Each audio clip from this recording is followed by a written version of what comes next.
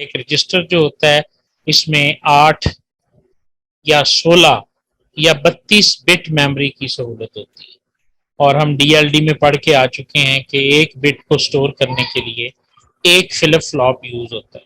अगर एक register 16 bit का है तो उसका मतलब है उसमें 16 फ्लिप फ्लॉप लगे हुए। फ्लिप फ्लॉप याद आ गया ना जी सबको? ठीक है, तो ये रजिस्टर का साइज है। रजिस्टर के साइज को वर्ड साइज भी कहते हैं जी। ठीक, रजिस्टर जो है जी हमने शुरू में पढ़ा है सीपीयू के आर्किटेक्चर का सबसे मेन हिस्सा है। सबसे पहली टाइप है कम्युलेटर, जो कि डाटा को रिजल्ट को स्टोर करती है। जनरल पर्पस वो रजिस्टर्स हैं जो डाटा के ऊपर तमाम किस्म के ऑपरेशंस परफॉर्म करने के लिए हम जनरल चीज़ों के साथ इस्तेमाल करते हैं।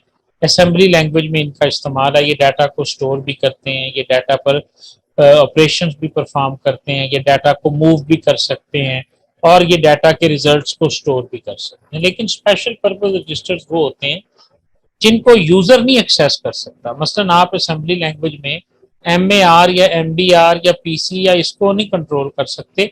ये सीपीयू की जो इंस्ट्रक्शंस लिखी हुई हैं, इंस्ट्रक्शन सेट में जो लिखा हुआ है कि इसने इस तरह से ये काम करना है, उन सारी चीजों को आपके स्पेशल पर्पज रजिस्टर जो है ना वो यूज हो रहे हैं। अब ये है क्या? नंबर 1 तो मेमोरी एड्रेस रजिस्टर है। तो ये वो रजिस्टर है जो एड्रेस ऑफ मेमोरी यूनिट को होल्ड करेगा। इसमें एड्रेसेस स्टोर होंगे, इसमें डाटा स्टोर नहीं होगा।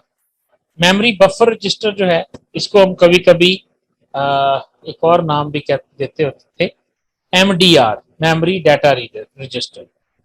यानी इसमें देखो ना, ऊपर वाले में सिर्फ एड्रेस स्टोर होगा, नीचे वाले में डाटा स्टोर होगा, और डाटा आपने एक से दूसरी जगह भेजना है। और ये बात भी अपने जहन में बिठा लें कि आप जब डाटा को रीड करते हैं या मूव करते हैं तो आपके पास 3 बसेस होती हैं, एड्रेस बस, डाटा बस और कंट्रोल बस।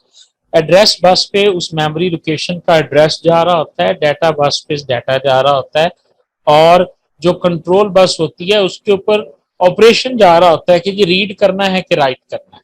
समझ आ रही है ना? तो इस तरह अब आपकी एड्रेस बस जो है, इसका मतलब है ये किसी अलग रजिस्टर से कनेक्टेड है। एड्रेस जाके किसी और जगह स्टोर होगा, डाटा जाके किसी और जगह स्टोर होगा। तो ये वो स्पेशल रजिस्टर्स हैं जो सीपीयू से निकलते हैं। समझ आ गई? प्रोग्राम काउंटर वो है जो नेक्स्ट एग्जीक्यूशन के एड्रेस को होल्ड किया होता है। इसमें भी एड्रेस ही पड़ा होता है, लेकिन किसका? Next instruction that to be executed. और आईआर के अंदर भी हमारे पास एड्रेस ही पड़ा होता है, लेकिन उस इंस्ट्रक्शन का कि जो डेटा को स्टोर की गई, जो एग्जीक्यूट होती है। MBR का मैंने बताया मुस्तफा साहब कि ये मेमोरी बफर रजिस्टर है। इसको आप मेमोरी डाटा रजिस्टर भी कहते हैं। ये डाटा इसके अंदर मौजूद होता है जब आप एक जगह से दूसरी जगह भेज रहे होते हैं। ठीक है ना? मैं एक एग्जांपल आपको देता हूँ। आपने एक ऑपरेशन परफॉर्म किया है प्लस का, तो जाहिर है वो प्लस का ऑपरेशन अकोमोलेटर ने कर दिया। अब उसका नतीजा आपने मेमोरी में स्टोर करना है जाके, तो आप क्या करोगे? मेमोरी की जिस लोकेशन पे आपने नतीजे को स्टोर करना है वो लोकेशन मेमोरी एड्रेस रजिस्टर पे लोड हो जाएगी, और जो रिजल्ट है वो मेमोरी बफर रजिस्टर पे लोड हो जाएगा। और इस तरह ये दोनों चीजें जो हैं ये जाके वहां पर स्टोर कर देंगे। जनरल पर्पस एक ऐसे रजिस्टर्स होते हैं कि जिनको हम एक से ज्यादा मकासद के लिए इस्तेमाल करते हैं। समझ आ रही है?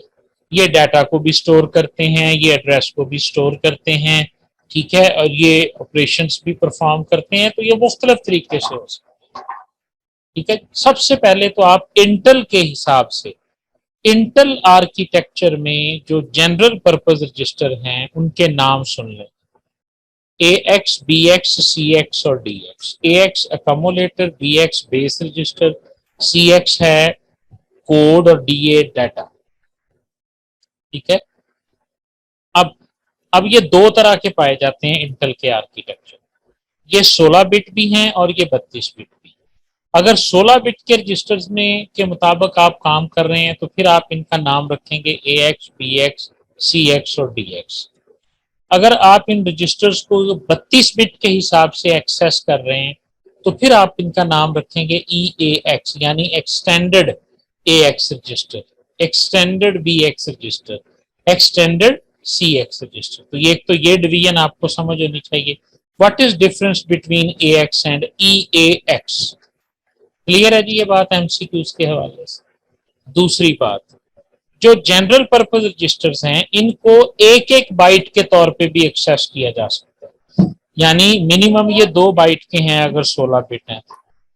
अब 16 बिट हैं तो अगर आप उसकी लोअर बिट को एक्सेस करना चाहते हैं तो आप ए एल लिख दें, A L lower A H higher, मतलब आप एक ही रजिस्टर में स्टोर वैल्यू को अगर ए एल और ए एच के हिसाब से भी आप स्टोर कर सकते हैं।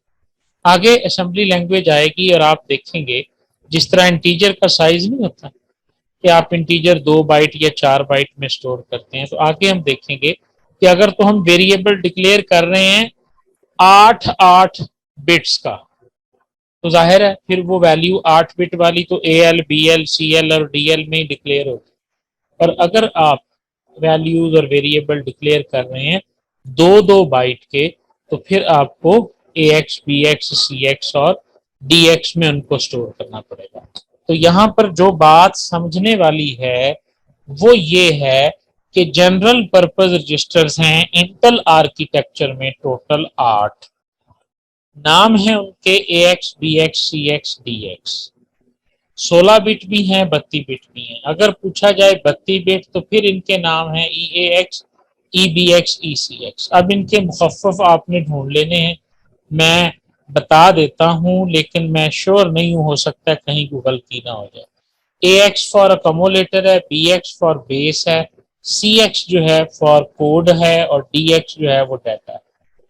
बी पी जो है ये बेस पॉइंटर है, एस आई जो है मेरा ख्याल है कि सोर्स इंडेक्स है, और हाँ जी हो सकता है जी काउंटर हो। वेरी गुड आसमा, ये काउंटर होगा। और डी आई जो है ये डेस्टिनेशन है और एस पी जो है ये स्टैक पॉइंटर है।